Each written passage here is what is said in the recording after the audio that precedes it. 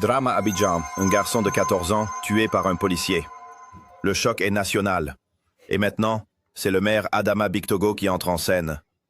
Il s'est rendu au domicile de la famille et pleuré. Mais ce geste, pourtant chargé d'émotion, fait polémique. Entre compassion sincère et opération de communication, les réseaux s'enflamment. Pourquoi maintenant? Que cherche-t-il vraiment? Que s'est-il réellement passé ce jour-là? Cette affaire secoue toute la Côte d'Ivoire.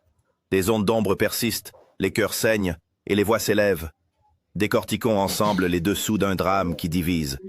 L'histoire, les réactions et les vérités que certains voudraient enterrer. On est tous sans voix, il n'y a pas... Il n'y a que Dieu seul. Il n'y a que Dieu seul.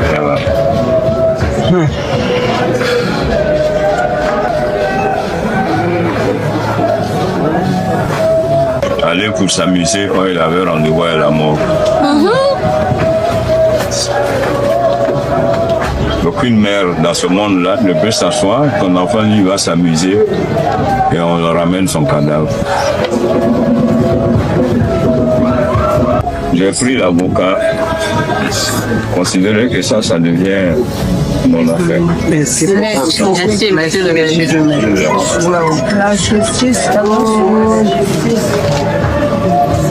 J'étais heureuse de comprendre donc qu'on allait affréter un avocat à la famille. J'ai une autre doléance à vous faire. On aurait souhaité que la mairie nous aide pour l'organisation des obsèques du petit. Ce sont les seules doléances. C'est même pas une doléance. La douleur est tellement forte que c'est pas une doléance.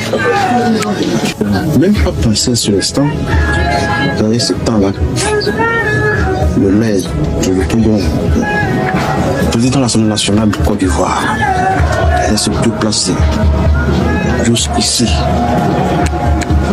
On est ému, on est complètement ému, on est étonné, c'est un monsieur vraiment humain. Quand tu le disais, tout le monde a entendu, l'émotion, elle, lui, c'est. Et qui nous donne tous la force de supporter cette épreuve.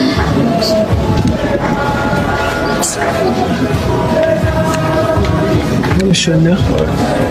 Il a parlé de la famille, mais moi je vais parler au nom de ma femme, au nom de notre fille.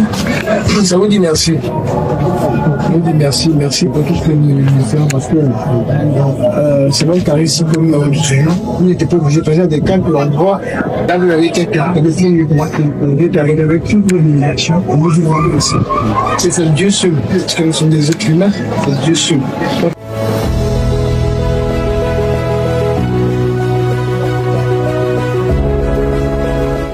Monsieur le Président, on a besoin que justice soit faite pour notre fils. C'est tout ce que la famille d'Azito demande. Les jeunes, ses frères, grands frères, maman, c'est tout ce qu'on demande. Justice pour Kevin. Cet enfant est mort. Nous les mères, nous sommes pères, nous sommes mères. Nous voulons que justice soit faite. Parce que nous les mères, nous n'avons personne que nos enfants. Nous n'avons personne que nos enfants. Nous voulons que justice soit faite. Parce qu'aujourd'hui, les autres, j'ai mon neveu qui a un bras qui est enflé. Il ne peut même pas se lever. Nous voulons que justice. Aujourd'hui, Kevin est mort. Les autres enfants qui ont survécu, nous voulons que justice soit faite. Justice soit faite. Justice soit faite. Étant là-bas, la voisine a couru. Elle m'a dit que non, il faut venir voir. Il y a quelqu'un qui a frappé Kevin. Enfin, c'est le nom de mon petit-fils. Il a frappé Kevin et puis Kevin ne bouge plus. Je dis, mais pourquoi? Non, et moi je suis accouru, je suis allé sur ce lieu. Et bon. Je l'ai vu, il était un peu violent. Il dit non, on va être violent. Il a comme je suis le grand-père de l'enfant que tu as sauvé. Il dit non, viens, suis-moi. Il dit non, il ne peut pas te suivre. Il dit non, suis-moi à la dalle. Il dit non, je ne peux pas te suivre. Il dit sur cette affaire, je le vois, il est monté sur l'après avec quelqu'un. Et voilà qui a pris lui, un autre monsieur tenait mon petit-fils ainsi de suite. Et un temps, il a eu le temps d'apprêter un Yango. Il voulait partir comme ça. Et c'est ça, ma voisine a dit non, non, tu ne vas pas partir, tu vas voir l'enfant. Elle est montée, moi je suis monté dans la voiture, qu'est-ce qu'il y a? Donc il a battu l'enfant à mort, c'est depuis là-bas.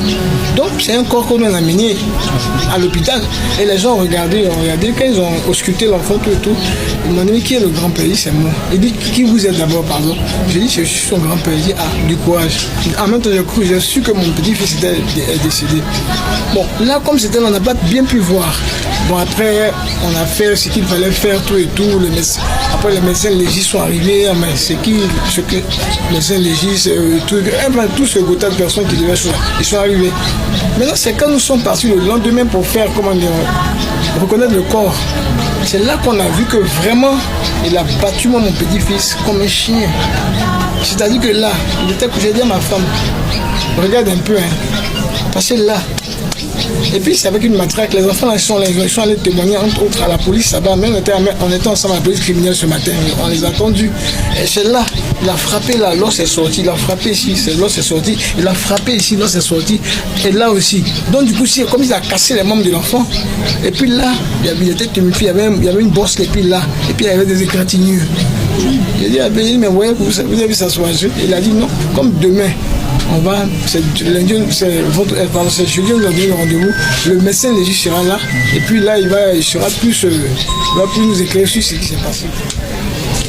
En pareille situation, moi je tiens vraiment à vous féliciter pour le calme qui a eu lieu. Tout ce qu'on peut dire, c'est Yakou. Ce qu'on peut faire aujourd'hui, c'est de nous organiser pour les funérailles de Kevin. Il ne faudrait pas que sa mort soit impunie. Parce qu'il n'a rien fait de grave. Il jouait juste.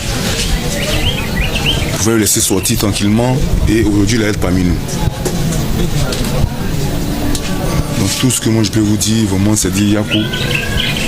Et nous tiendrons à vos côtés.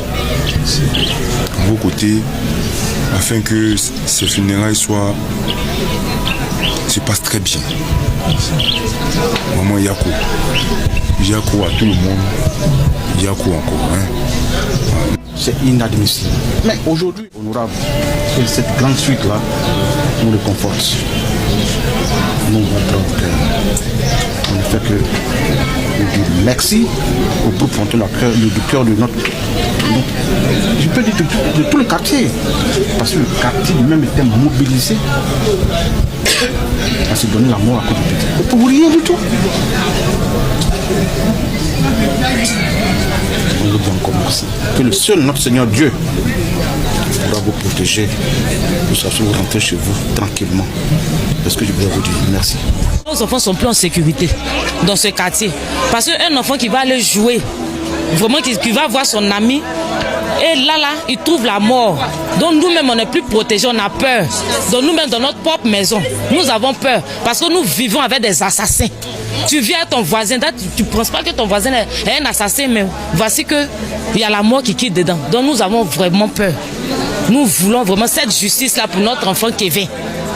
Pour ne plus que ça puisse se reproduire sur un autre enfant. Nous voulons cette justice. Nous allons suivre ça de bout en bout jusqu'à ce que les choses arrivent à terme. Voilà, mais ce sur quoi nous voulons rassurer tout le monde, on aimerait que justice soit rendue. Parce que autant c'est arrivé à l'enfant, ça peut arriver à tout le monde. Donc quand on se bat pour lui, c'est comme en réalité on se bat pour nous-mêmes. Voilà, donc c'est le message sur lequel nous avons été très clairs. Voilà, et nous maintenons en tout cas ce discours-là jusqu'à ce que les choses soient claires, comme il y a tout à l'heure.